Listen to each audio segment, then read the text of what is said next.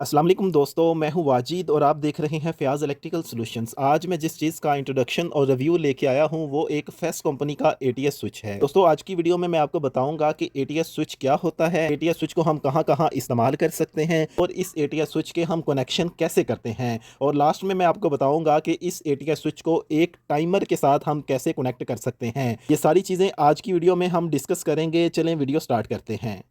इस तरह की मज़ीद इंटरेस्टिंग वीडियो देखने के लिए फ़याज़ इलेक्ट्रिकल सॉल्यूशंस को सब्सक्राइब करें और बेल आइकन को प्रेस करें ताकि आपको न्यू आने वाली वीडियो का नोटिफिकेशन मिल सके। इसको एटीएस स्विच इस वजह से कहते हैं क्योंकि ये एक ऑटोमेटिक ट्रांसफ़र स्विच है। मींस कि अगर आप इसमें दो पावर सोर्स देते हैं, इनपुट सोर्स देते हैं, तो ये अगर एक ऑफ हो जाता है तो ये ऑटोमेटिकली उसको दूसरे पे शिफ्ट कर देता है। अगर दूसरा ऑफ हो जाता है तो ये ऑटोमेटिकली इसको पहले पे शिफ्ट कर देता है। और आप इसको इस्तेमाल कहाँ पे कर सकते हैं? अगर आपके घर में 2 मीटर हैं तो आप इसका इस्तेमाल कर सकते हैं यूनिट डिवाइड करने के लिए। या फिर आपको इशू है कि जब बाज़ औक़ात 1 मीटर की लाइट आती है दूसरे की नहीं आती तो ये ऑटोमेटिकली उस पे ट्रांसफ़र हो जाए, तो उस वजह से भी आप इसको इस्तेमाल कर सकते हैं। अगर आपका 1 मीटर की लाइट चली जाती है तो ये ऑटोमेटिकली दूसरे मीटर पे शिफ्ट हो जाएगा। जैसे ही वो आएगी तो ये ऑटोमेटिकली पहले मीटर पे शिफ्ट हो जाएगा। और इसके अलावा आप इससे अपनी वापटा और दूसरा आपका सोर्स स्टैंड बाई कुछ भी हो सकता है, वो यूपीएस हो सकता है, वो सोलर हो सकता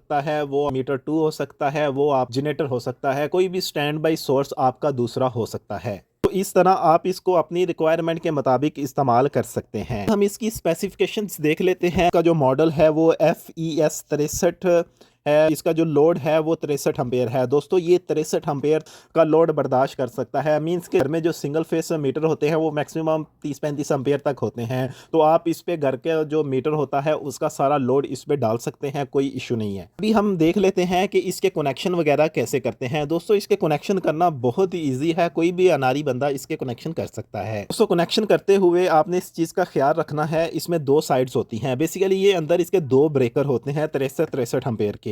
जो इसमें एन साइड होती है ये हमारी फर्स्ट प्रायोरिटी होती है। ये आप अगर इसको वापटा ही रखें तो ज़्यादा बेहतर है, दूसरे को आप स्टैंड बाई सप्लाई रखें, क्योंकि अक्सर आपने जो चीज़ें चलानी होती हैं वो वापटा पे ही उसको चलानी होती हैं। अगर ये वापटा चली जाती है तो ये ऑटोमेटिकली दूसरे पे ट्रांसफ़र कर देता है। अगर दोनों ही आ रही हैं तो ये प्रायोरिटी एन को ही रखेगा।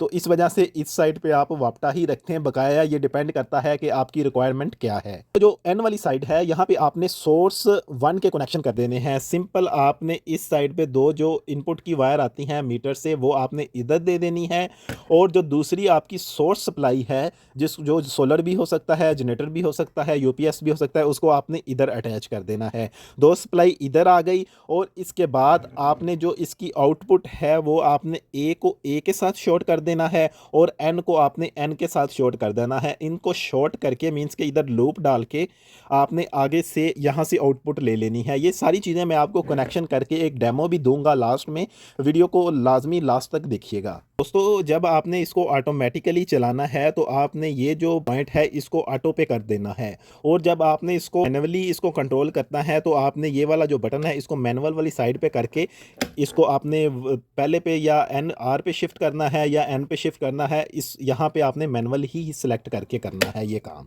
अगर आप इसको घुमाएंगे तो ये अभी एन पे है, मींस के मीटर 1 पे है, ये आपका जो ऑफ हो गया है, ये आपका अब मीटर 2 पे आ गया है। तो इस तरह आप इसको मैनुअली भी चेंज कर सकते हैं। हम देख लेते हैं कि ये जो लाइट्स है इनका क्या फंक्शन होता है। दोस्तों ये बेसिकली जो लाइट्स हैं ये आपको बताती हैं कि आपका कौन सा सोर्स चल रहा है, एन चल रहा है या आर चल रहा है। और दोस्तों ये जो पॉइंट्स हैं ये भी बेसिकली आपको ये इंडिकेट करते हैं कि आपका कौन सा सोर्स चल रहा है। ये बेसिकली नॉर्मली ओपन और नॉर्मली क्लोज के पॉइंट हैं। तो यहाँ पे आप अपनी कोई भी lights, revolving lights, buzzer light, कोई भी ऐसी चीज़ यहाँ पे अटैच करके देख सकते हैं कि आपका कौन सा सोर्स इस टाइम चल रहा है। जी दोस्तों अगर आपने इस एटीएस स्विच को विदाउट टाइमर इस्तेमाल करना है, मींस के टाइमर के बगैर आपने इसको इस्तेमाल करना है, तो सिंपल आपने यहाँ पे मीटर 1 की इनपुट देनी है, यहाँ पे मीटर 2 की इनपुट देनी है। इनको आपस में शॉर्ट करके इधर से आपने आउटपुट ले लेनी है, तो ये आपके सिंपल इसके कनेक्शन हो जाएंगे। अगर आपने इस एटीएस स्विच को एक टाइमर की मदद से कंट्रोल करना है तो उसके लिए इसमें थोड़ी सी चेंजिंग करनी पड़ती है। वीडियो काफ़ी लंबी हो रही है। मैं आपको इसमें थोड़ी-सी चेंजिंग करके आपको बताता हूँ कि इसमें इसको एक टाइमर के साथ हम कैसे कनेक्ट कर सकते हैं और इसकी टाइमर के साथ हम कैसे सेटिंग कर सकते हैं। ये सारे कनेक्शन करके मैं आपको मिलता हूँ। जी दोस्तों, मैंने इस एटीएस स्विच को इस टाइमर के साथ कनेक्ट कर दिया है और इसमें जो थोड़ी बहुत चेंजिंग होनी थी वो भी कर ली है। तो अभी इसके कनेक्शन समझ लेते हैं कि इसके कनेक्शन मैंने कैसे किए हैं।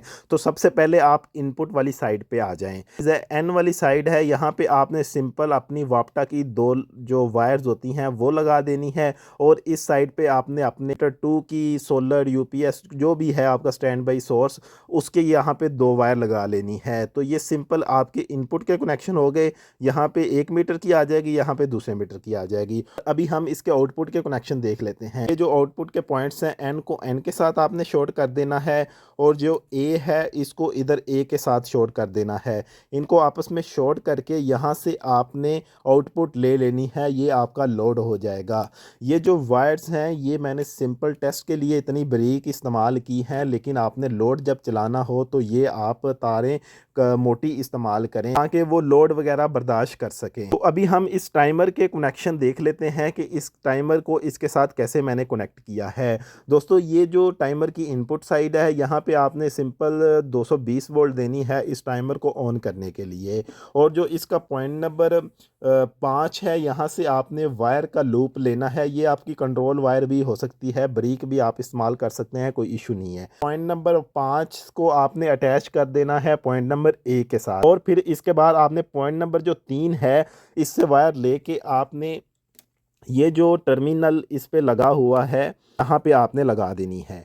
तो ये जो इसका दूसरा टर्मिनल साइड है वो इसके अंदर से आ रही है वायर। तो इस तरह आपके इस टाइमर के कनेक्शन हो जाते हैं। तो कनेक्शन एक दफ़ा फिर आपको बता देता हूँ। यहाँ पे आपने मीटर 1 के करने हैं, यहाँ पे मीटर 2 के देने हैं और इन पॉइंट्स को आपस में शॉर्ट करके इधर से आउटपुट ले लेनी है। और ये जो टाइमर है, ये जो 2 पॉइंट्स हैं ऊपर वाले, यहाँ आपने 220 वोल्ट देनी है इस टाइमर को ऑन करवाने के लिए। और जो इसका पॉइंट नंबर 5 है, यहाँ से आपने वायर का लूप लेना है, इसको अटैच कर देना है पॉइंट नंबर 1 से। और जो पॉइंट नंबर 3 है, यहाँ से आपने वायर का एक लूप लेना है, इसको टाइमर का जो 7 टर्मिनल लगा होगा उसके साथ अटैच कर देना है। और जो इसका दूसरे साइड वाला टर्मिनल वो ऑलरेडी एटीएस स्विच के अंदर से आ रहा है।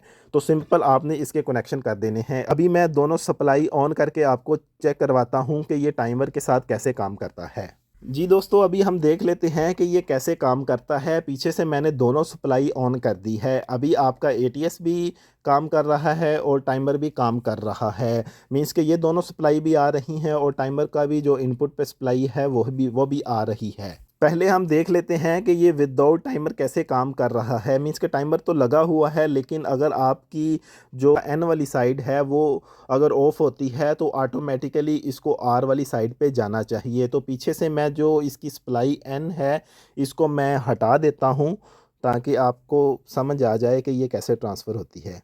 तो ये मैंने वापटा को ख़त्म कर दी है।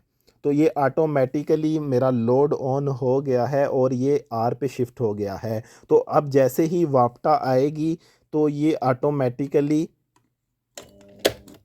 वापटा पे शिफ्ट हो जाएगा। तो ये काम कर रहा है जैसे नॉर्मली एटीएस स्विच काम करते हैं। अगर आपने इसको टाइमर के साथ भी कनेक्ट करना है तो इस पे आपने टाइम वगैरह सेट कर देना है जो आपकी रिक्वायरमेंट है। तो जैसे ही वो टाइम होगा, मैं इसको मैनुअली करता हूँ, तो उतने टाइम बाद ये लोड है वो दूसरे सोर्स पे शिफ्ट कर देगा। तो जैसे ही वो टाइम उतना गुजर जाएगा तो ये वापस अपने पहले लोड पे आ जाएगा। अगर कोई दोस्त इस एटीएस स्विच और इस टाइमर वगैरह को परचेज़ करना चाहता है तो नीचे मैंने डिस्क्रिप्शन पे लिंक शेयर कर दिया है, एटीएस स्विच टाइमर वाला भी और एटीएस स्विच विदाउट टाइमर वाला भी। अगर आप टाइमर वाला ऑर्डर करते हैं तो उसके साथ जो सेटिंग है वो हम आपको करके देंगे। अगर आप विदाउट टाइमर वाला ऑर्डर करते हैं तो वो भी आपको मिल जाएगा। दोस्तों, ये जो एटीएस स्विच है इसको आप जो इसकी फिटिंग है वो एक मेटल का जो पैनल्स होता है उसमें कर सकते हैं। ये जो टाइमर है ये चैनल पट्टी पे लगता है, थोड़ी सी चैनल पट्टी लें, इसके नीचे लगा दें और इसका जो ये टर्मिनल है ये भी चैनल पट्टी के ऊपर लग जाता है। तो इसको भी चैनल पट्टी के ऊपर लगा लें, इसको भी चैनल पट्टी पे लगा लें और ये इसके पैनल के अंदर इसके आप नट बोल्ट से टाइट करके इसको आप पैनल के अंदर लगा सकते हैं। तो ऊपर से आप इनपुट दे दें और नीचे से आप उसकी आउटपुट ले लें, वो एक खूबसूरत सा आपका पैनल बन जाएगा। जी दोस्तों, आज की वीडियो यहीं तक थी। उम्मीद करता हूँ आपको वीडियो पसंद आई होगी। अगर वीडियो पसंद आई है तो लाइक करें, सब्सक्राइब करें, दुआओं में याद रखिएगा। अल्लाह हाफिज़।